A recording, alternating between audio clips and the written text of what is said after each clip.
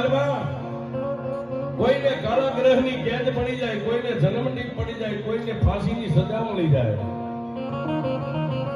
અને એકવાર ગાયકવાડી સરકારનો જે માણસ ગુનેગાર બને ને માણસ જીવે ત્યાં સુધી એને યાદ કરે કે એકવાર આ ગાયકવાડની જેલની મારી પાસે જઈને આવ્યો છે.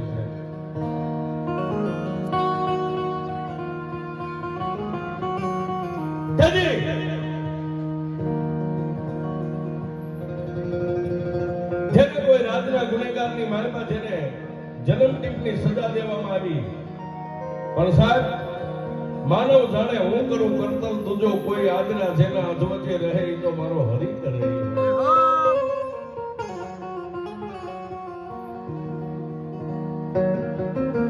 અને કાળા માથાના માનવીને ગાયકવાડ સ્ટેટની સામે લાવીને ઉભો રાખ્યો નથી. ગાયકવાડ સ્ટેટે એટલું બધું ગાય તને જન્મદંડની સજા થઈ ગઈ છે, તારે આજીવન મારી જેલમાં મરવાનું છે, જીવતોય ભલે મરતોય ભલે, પણ આ તારી ડોકની મારી પાસે ફળા ટીકાય છે, ફળા છે ના બાંધ્યા છે.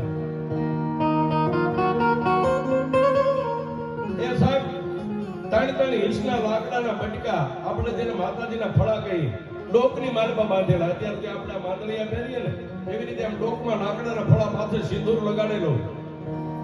અને ગાયકવાડ સ્ટેટે કીધું ભાઈ આ તારી ડોકની મારી પાસે હું બાંધ્યું છે.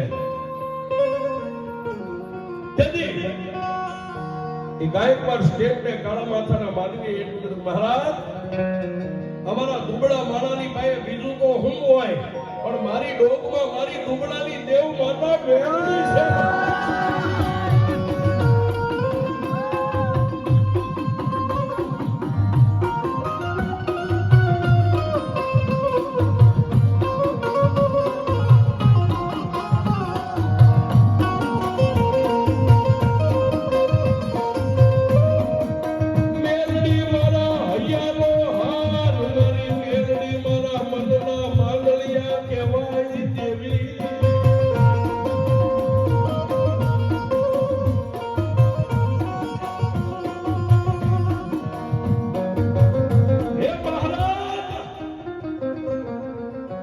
અમારા દુબળા પાસે બીજું કઈ નહીં, અમારી પાસે બે પૈસાની મૂડી નહીં, ગામમાં ખોયડું નહીં, સીમમાં ખેતર નહીં, પણ મારી જે કઈ મિલકત છે એની બસ મારી મહેરબાની છે.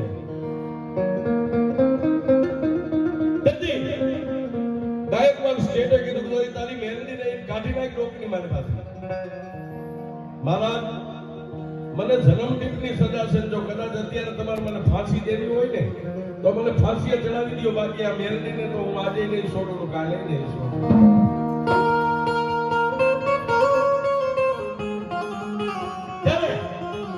ગાયકવાડ સ્ટેટે કીધું બધા આને બે માણસો 5 ગોળીએ બાંધીને કારાગૃહની કેદની મારી પાસે પૂરી દો. માણસને પૂરી દીધો સાહેબ, પણ જેલ ખાનાની મારી પાસે રજવાડાની મારી પાસેથી થાળી આવે, ભોજન આવે, કોઈ પેલો કોળીઓ લઈને ગળાની મારી પાસે એક મેલડીનું માંદલિયું હતું ને સાહેબ, પેલો કોળીઓ મેલડીને ચડાવે, એ મારી મેલડી ખાઈ લેજે બાપ.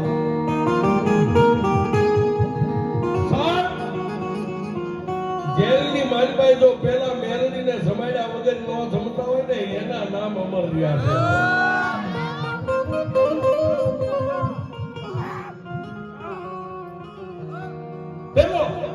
કોળીઓ માતા મેલડીના ફળાને અડાડે, માતાજીને ચડાવે, પછી જેટલું ભાવે એટલું ખાય, પણ રાતે દિવસમાં મેલડીને એટલું કે ગઈ માં મેલડી તું કરી ખરી, તું કરી ખરી, તું